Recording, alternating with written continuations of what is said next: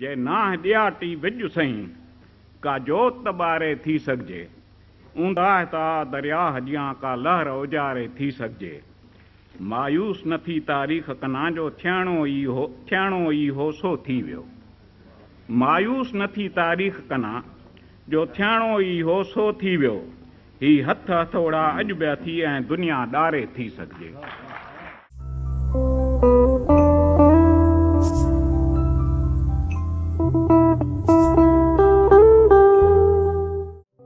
Shikarpuri culture रिवायत तालीम अदबी ऐं मज़हबी हम आहंगी वारे माहौल में भिटाई खां पोइ सिंध में हिकु अहिड़े शाइर जनम वरितो जेको बकौल संदसि त माज़ीअ जे माज़ी ऐं मुस्तक़बिल जे मुस्तक़बिल जो शाइर हो।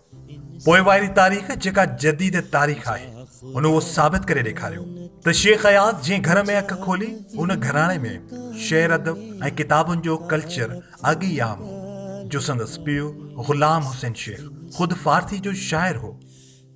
शेख अयाज़ जी माउ हिंदू हुई उन करे चई सघिजे थो त शेख अयाज़ जी शाइरी में हिंदू देवमाला जो असर संदसि माउ जे हिंदू धर्म मां हुजण करे बि आहे। ॿियो त हिन जा हम असर दोस्त तक़रीबन हिंदू हुआ। शेख अयाज़ जो पहिरियों अदबी उस्ताद खेलदास फानी हो जॾहिं त शेख अयाज़ खे जवानी में इनकलाब ऐं जदीद अदब ऐं तारीख़ सां रोशनास कराइण वारो माण्हू अज़ीम जीनियस दानिश्वर हशू केवल रामाणी हो। 2 मार्च 1923 ईस्वी में जन्म वठंदड़ अयाज़ पंहिंजी इब्तिदाई तालीम न्यू एरा स्कूल मां पिराई जिते हिन जो उस्ताद खेलदास फानी साहिब जहिड़ो अदबी ज़ोक़ रखंदड़ माण्हू हो। जॾहिं त नंद जवेरी ऐं अर्जुन हासिद जहिड़ा हम उम्र संदसि क्लास फेलो बि हुआ त अयाज़ जी शाइरी तरफ़ सफ़र जा हम रकाब बि हुआ। शिकारपुर जी ज़िंदगी ते अयाज़ साहिब काफ़ी कुझु लिखियो आहे। शाही बाग सिंधवा जमानी हाल लाइब्रेरी शिकारपुर जे तालीमी माहौल शिकारपुर जी सियासी तारीख़ ऐं ख़ासि करे मुस्लिम लीग जे परवान चढ़ंदड़ सियासत शिकारपुर मां हिंदुनि जे लॾपलाण ऐं शिकारपुर में संदसि इब्तिदाई रोमांटिक जवानी जा किस्सा हिन उहे वाक़िया एतिरा त रंगीन अदबी ज़ोक़ सां लिखिया आहिनि जो जेकर उन ते बहितरीन आर्ट मूवी ठही सघे थी। अयाज़ इब्तिदाई तालीम खां पोइ इंटरमीडिएट तॾहिं के दौर में पूरे बरे सग़ीर में मशहूर कॉलेज C&S कॉलेज मां कई जंहिं इमारत खे हाणे शेख अयाज़ यूनिवर्सिटी जो नालो ॾिनो वियो आहे। कॉलेज मां तालीम हासिल करण खां पोइ हिन कराची जो रुख़ कयो जंहिं जे बारे में हिन चयो आहे त जॾहिं संदसि पहिरीं महबूबा रोशन आरा मुग़ल कराची तालीम हासिल करण लाइ वई त मूं ज़मीन खपाए कराची में वकालत पढ़णु शुरू कई। उन दौर में शेख अयाज़ जी मुलाक़ात मोहम्मद इब्राहिम जोयो हशू केवल रामाणी ऐं सोभे ज्ञानचंदाणी सां थी। शेख अयाज़ लिखियो आहे त जे उहे 3 माण्हू मुंहिंजी ज़िंदगी में न अचनि हा त हू शेख मुबारक मां शेख अयाज़ न थी सघिया। हशू केवल रामाणी जी सोहबत में अची हिन आलमी अदब सां रोशनासी हासिल कई ऐं पूरे यूरोप में उन वक़्तु बाजियां पकड़जंदड़ कम्युनिज़म जी तारीख़ बाबति न रुगो ॼाण हासिल कई पर कम्युनिज़म जे तज़ादनि ते पिणु ॻाल्हायो। शेख अयाज़ संदसि जेल डायरी साहिवाल जेल जी डायरी में लिखियो आहे त जॾहिं हशू मूड में अची रातियुनि जूं रातियूं कम्युनिज़म साम्राजियत ऐं इनकलाबी अॻवाननि ऐं अदीबनि ते ॻाल्हाईंदो हो त ईअं लॻंदो हो त सॼी दुनिया जी तारीख़ हिन अॻियां कंहिं दरियाव जियां पलटो खाई रही आहे। शेख अयाज़ पहिरियों भेरो उन वक़्तु जोयो साहब ऐं हशू जी दोस्ती जे असर में अची MNA राय जे सोशलिस्ट धड़े में शिरकत कई ऐं वर्क कई हुई। ओचितो विरांगो थियो जंहिं जे असरनि हिन जी दुनिया बदिलाए छॾी। जॾहिं अंग्रेज़ राज में हशू खे गिरफ़्तार कयो वियो हो त अयाज़ हिन जो वकील हो ऐं बाद में जॾहिं हशू खे जलावतन कयो हुआऊं त बंदर रोड ते जहाज़ ते छॾण खां पोइ शेख अयाज़ चवाणी हिन प्रिंस गार्डन में अची पंहिंजी पूरी शाइरी साड़े छॾी हुई। हशू केवल रामाणी प्रिंस गार्डन जे भर में पंहिंजो नंढड़ो फ्लैट जेको छत खां फर्श ताईं किताबनि सां सथियल हूंदो हो सो शेख अयाज़ ऐं संदसि घरवारी ज़रीना हवाले करे वियो हो। विरहाङे खां पोइ कराची में दिलि न लॻण सबबि शेख अयाज़ सखर वापसि थियो ऐं उते मुस्तक़िल रिहाइश इख्तियार करे वकालत शुरू कई। उन वक़्त ताईं जनरल अयूब जे मार्शल लॉ लॻी चुको हो जंहिंमें शेख अयाज़ जा 3 छपियल किताब भांवर भरे आकाश कुल्हे पातम कीनरो ऐं काक ककोरिया कापड़ी बंद शेट अची चुका हुआ। मार्शल इख्तियारनि जो ख्याल हो त उन्हनि किताबनि में मज़हब ऐं मुल्क ख़िलाफ़ मवाद छपियल आहे। शेख अयाज़ जेको हिंदी, फारसी ऐं उर्दू ॿोलियुनि ते अबूर रखंदो हो, उन वक़्तु न रुगो पंहिंजी सिंधी शाइरी ते ध्यानु ॾिनो ऐं सिंधी शाइरी जे लहजे ऐं घाणीटे खे ई तब्दील न करे छॾियो हो, पर शाह जो रिसालो पूरो उर्दू में मंज़ूम तर्जुमो पिणु कयो। उन वक़्तु शेख अयाज़ जी सिंधड़ी ते सिर केरु न ॾींदो जहिड़ा कलाम थरथलो मचाए चुका हुआ।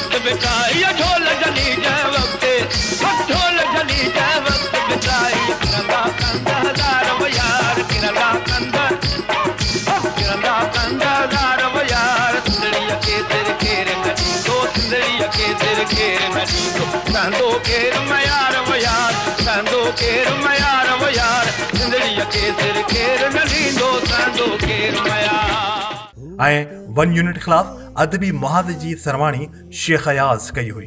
दरअसल वन यूनिट जे निफ़ाज़ खां पोइ अयाज़ जो लाड़ो कम्युनिज़म खां क़ौम परस्ती तरफ़ थियो। हू GM सैयद जे वेझो पिणु थियो त साॻी वक़्तु हिन अवामी लीग में शेख मुजीबुर रहमान जे चवण ते शमूलियत इख्तियार कई। शेख मुजीब जो ख़्याल हो त 1970 ईस्वी वारनि आम चूंडनि खां पोइ जंहिं वफ़ाक़ में हुकूमत जोड़ी त हू शेख अयाज़ खे सिंध जो गवर्नर ॾिसण थे चाहियो। क़िस्मत खे कुझु ॿियो मंज़ूर हो ऐं 1965 ईस्वी वारी जंग दौरान अयूब सरकार शेख अयाज़ खे सखर सेंटर जेल मोकिलियो वियो। बाद में खेसि ॿियो भेरो 1968 ईस्वी में साहिवाल जेल मोकिलियो वियो। टियों भेरो खेसि जनरल यहिया ख़ान सखर जेल मोकिलियो। शेख अयाज़ जे घर ते 65 ऐं 71 वारी जंगियुनि भेरे पथराव कयो वेंदो हो त हू इस्लाम दुश्मन ऐं भारतीय एजेंट आहे। शेख अयाज़ जी तकलीफ़ुनि में कुझु कमी तॾहिं आई जॾहिं ज़ुल्फ़कार अली भुट्टो इक़्तिदार जूं वागूं संभालियूं ऐं कैदियनि जी रिहाई जो हुकुम कयो, जिन में शेख अयाज़ बि शामिल हो। बाद में उहो ज़ुल्फ़कार अली भुट्टो हो जंहिंखे सिंध यूनिवर्सिटी जे वाइस चांसलर जी आछ कई ऐं उहा आछ क़बूले। दरअसल शेख अयाज़ सिंध जे क़ौम परस्तनि जी मुखालिफ़त पंहिंजे हिस्से में खणी वरिती।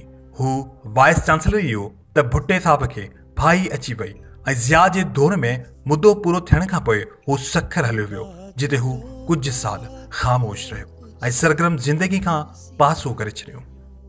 शेख अयाज़ जा अक्सर किताब सखर में लिखियल आहिनि। 50 खां मथे उन्हनि किताबनि में शाइरी, आतम कहाणी जा कई जिल्द, ख़तनि, तक़रीरनि ऐं इंटरव्यूनि जा किताब ऐं उर्दू शाइरी जा वॉल्यूम शामिल आहिनि। 1988 ईस्वी में दिल जे दौरो पवण सबबि हिन हिकु तरफ़ वकालत खे ख़ैराबाद कयो ऐं ॿियो सखर खे। सखर जे वकीलनि जो चवणु आहे त शेख अयाज़ सखर समेत उत्तर सिंध जो महांगो तरीन वकील हो, पर हू इंतहाई मेहनती ऐं क्लाइंट सां मुख़लिस वकील तौरु पिणु ॼातो सुञातो वेंदो हो। सखर में हिन इंतहाई मसरूफ़ ज़िंदगी गुज़ारी हुई ऐं संदसि धीउ रोही अयाज़ चवाणी साॻी वक़्तु इंतहाई ऐश वारी ज़िंदगी पिणु गुज़ारी हुई। कराची जे क्लिफ्टन बुर्ज वटि प्रिंस कॉम्प्लेक्स जे फ्लैट नंबर A10 में शेख अयाज़ पोइ संदसि फ्लैट जी लाइब्रेरी ताईं महदूद थी वियो ऐं ॾींहुं राति पंहिंजे अधूरनि किताबनि खे मुकमिल करण में लॻी पियो। हिन सियासत खां किनारा कशी कई, पर शाइरी ऐं लिखणु आख़िरी दम ताईं जारी रखियो। हिन खे पीपल्स पार्टी हुकूमत में सितारा इम्तियाज़ सां पिणु नवाज़ियो वियो। शेख अयाज़ खे राइटर्स गिल्ड अवार्ड पिणु कई साल अॻु मिली चुको हो। शेख अयाज़ जी प्रिंस कॉम्प्लेक्स वारी लाइब्रेरी में हज़ारे किताब तरतीब सां छित खां फर्श ताईं सथियल हूंदा हुआ। ज़िंदगी जे आख़िरी ॾियारनि में हू तसौफ़ तरफ़ पिणु माइल थियो। यूसुफ शाहीन जी अख़बार बरसात जो चीफ एडिटर पिणु थियो, जंहिं दौरान हिन सूफ़ी दुआऊं पिणु लिखियूं, जिन ते तरक़ी पसंदनि तरफ़ां सख़्तु तनक़ीद पिणु थी। शेख अयाज़ उन्हनि तनक़ीदनि जो जवाब त कोन ॾिनो, पर हुनखे उन तनक़ीद जो एतिरो त असरु थियो जो पंहिंजनि समूरनि पुराणनि तरक़ी पसंद दोस्तनि खां परे थी वियो। हू कॾहिं कॾहिं समुंड किनारे वॉकिंग स्टिक सहारे पसार कंदे नज़र ईंदो हो ऐं आर्थर काउंसलर वांगुरु सोचींदो हो। शेख अयाज़ जो जिते ॿियो वॾो अदबी ऐं फ़िक्री कंट्रीब्यूशन हो, उते हिन आलमी अदब सां सिंध जे नौजवान नस्ल जी जेका वाक़फ़ियत ॾिनी, उन जो मिसाल नंढे खंड जे कंहिं बि ॿोली में नथो मिले।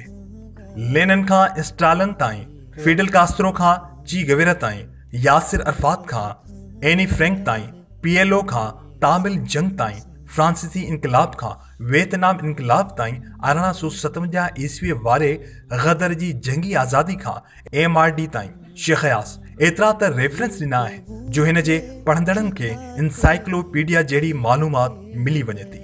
अली बाबा हिकु दफ़े चयो हो त शेख अयाज़ जो ॾोह रुगो उहो आहे त हू नंढे खंड जो वधि में वधि पढ़ियल ॻढ़ियल शाइर आहे। असांजो इहो त असां उन खां सिखूं, उन जे वेझो विहूं। सो जॾहिं वेहंदा हुआसीं कचहरी कंदा हुआसीं त पोइ माना उताण महिल पोइ साईं बि अची वेंदो, वरी उन ते वरी बहस मुबाहिसो थींदो, कचहरियूं थींदियूं हुयूं ऐं किताबनि ते ॻाल्हाइबो हुयो। ऐं वरी राति जो डॉक्टरनि उनखे चयो त वॉक कंदा कयो, त वरी कलाकनि जा कलाक असां वरी पुराणा सखर जे घिटियुनि में वॉक कंदा हुआसीं। त उन में वरी दिलि जूं ॻाल्हियूं थींदियूं हुयूं। ऐं हिकु दफ़े शेख साहिब जन जे वेठा हुआसीं त पोइ ईअं बिजली हली वई, ऊंदहि थी वई, सिगरीअ ते हथ पिया सिकूं। पोइ साईं चयो त यार मां मरी वञा त पोइ हीअ मुंहिंजी यादगिरियूं लिखिजांइ। शेख अयाज़ खे जेतोणीकि 4 खां 5 भेरा दिलि जा दौरा पिया, पर उन बावजूदु हिन डॉक्टरनि जी हिदायतुनि जे उपतड़ लिखणु पढ़णु न छॾियो। हू अधु जाग अधु निंड में बि लिखंदो रहियो। हिन लिखियो आहे त मां पंहिंजी शाइरी ज़रिए सिंध खे दीवारे चीन ॾेई थो वञा जेका केर बि ओरांगे नथो सघे। शेख अयाज़ कराची जी मिडईस्ट अस्पताल में पंहिंजो आख़िरी साह खयो ऐं सिंध खे अलविदा कयो।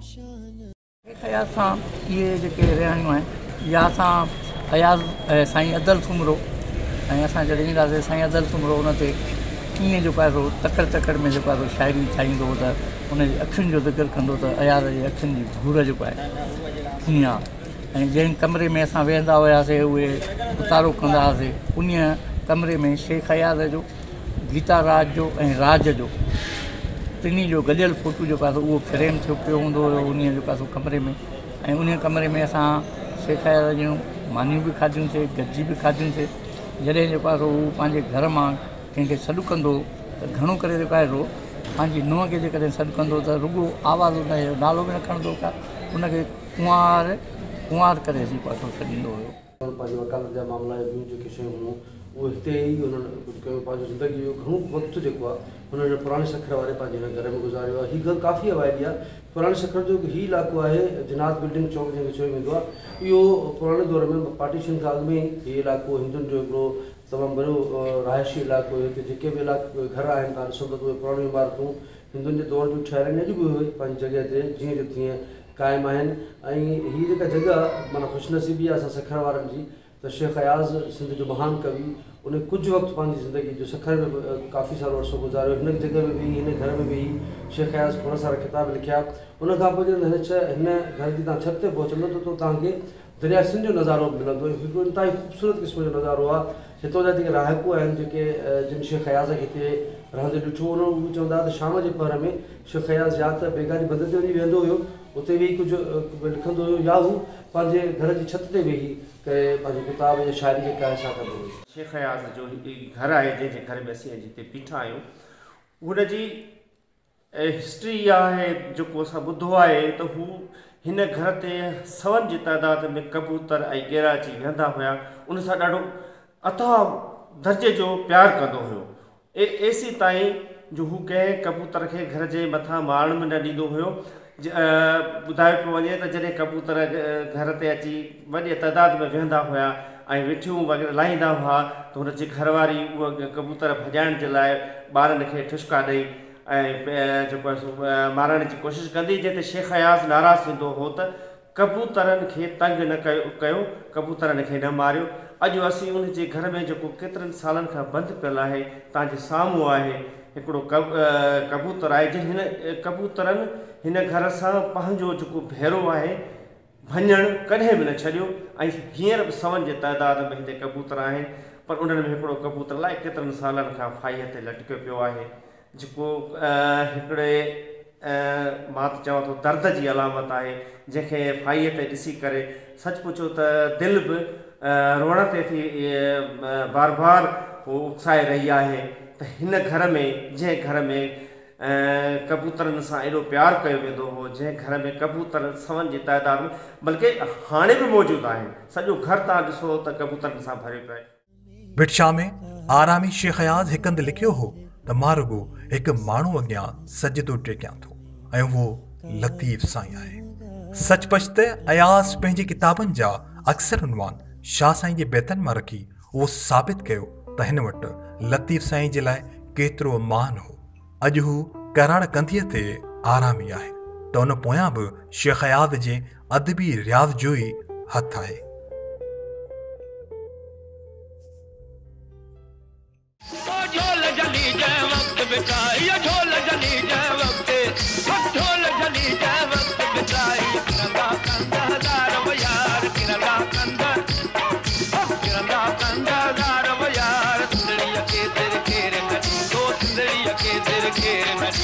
Sandu Kir Mayar Vayar, Sandu Kir Mayar